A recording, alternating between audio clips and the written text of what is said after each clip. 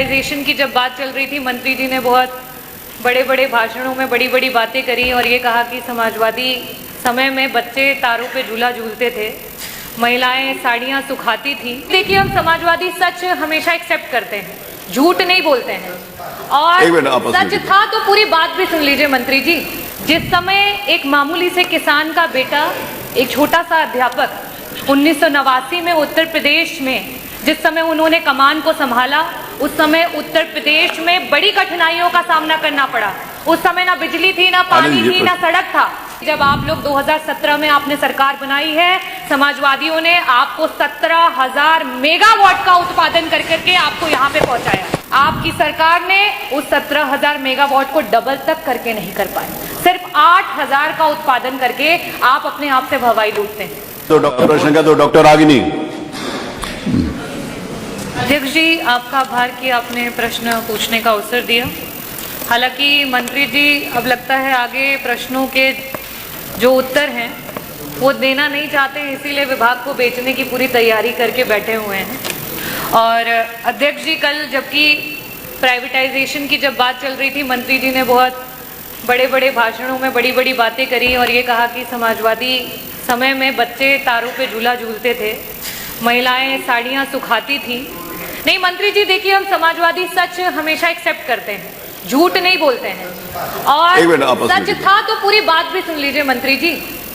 जिस समय एक मामूली से किसान का बेटा, एक छोटा सा अध्यापक, 1989 में उत्तर प्रदेश में जिस समय उन्होंने कमान को संभाला, उस समय उत्तर प्रदेश में बड़ी कठिनाइयों का सामना करना पड़ा।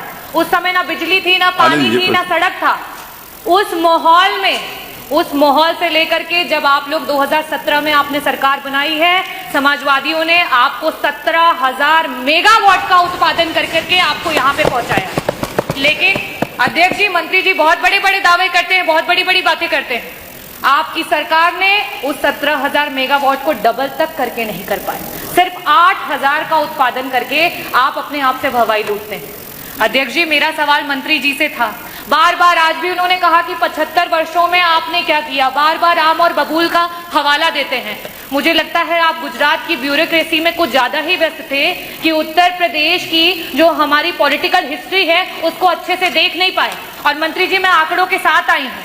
1989 में जब समाजवादी पार्टी की पहली बार सरकार बनी, तब से लेकर के 1989 से 1992 तक 2 वर्ष के लिए सिर्फ सरकार रही। उसके बाद 93 से लेकर के 95, फिर 2003 से लेकर के 2007 और पहली बार पूरी पंचवर्षीय की जो सरकार रही, जिसमें माननीय श्री अखिलेश यादव जी बतौर मुख्यमंत्री जिन्होंने कार्य किया, अपने विजन को लेकर के, लीडरशिप को लेकर के पूरे उत्तर प्रदेश को जिस तरीके से उत्पादन बढ़ा करके और बिजली की व्यवस्था को अच्छा किया, वो आज आप उसी की देन है कि यहाँ पे कुछ काम कर पा रहे हैं। और आप क्या कर रहे हैं? आप बिजली विभाग को बेच रहे हैं। मेरा बहुत ही सिंपल सा प्रश्न था आपसे कि जो ट्रांसफार्मर आए दिन क्षतिग्रस्त हो रहे हैं, आप लगा रहे हैं और अगले पल वो ट्रांसफार्मर खत्म हो जा रहे हैं, उनके लिए आपने क्या किया? आपसे मैंने पूरे आपके कार्यकाल का आंकड़ा भी नहीं मांगा था, सिर्फ आपसे कहा था कि मात्र 2 वर्षों का आंकड़ा दे दीजिए कि इस प्रकार के कितने ट्रांसफार्मर हैं। और बड़े खेद के साथ बताऊंगी कि उस आंकड़े में सिर्फ उत्तर आया 1%। क्या मानूं इस 1% को? हजारों में मानूं, लाखों में मानूं या करोड़ों में मानूं?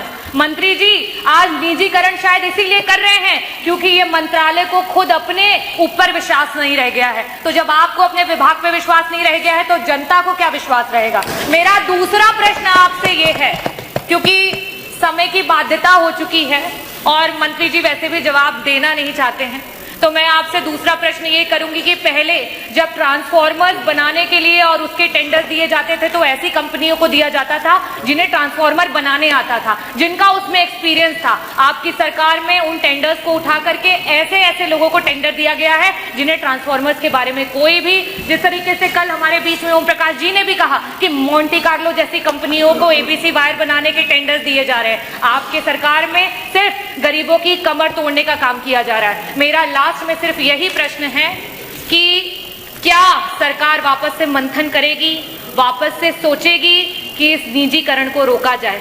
किस तरीके से निजीकरण को रोक करके अपने आप को मौका दीजिए, अपनी सरकार को एक बार मौका दीजिए, क्योंकि जनता वादा खिलाफी करती नहीं है और अगर आप करोगे तो जनता फिर आपको छोड़ेगी भी नहीं।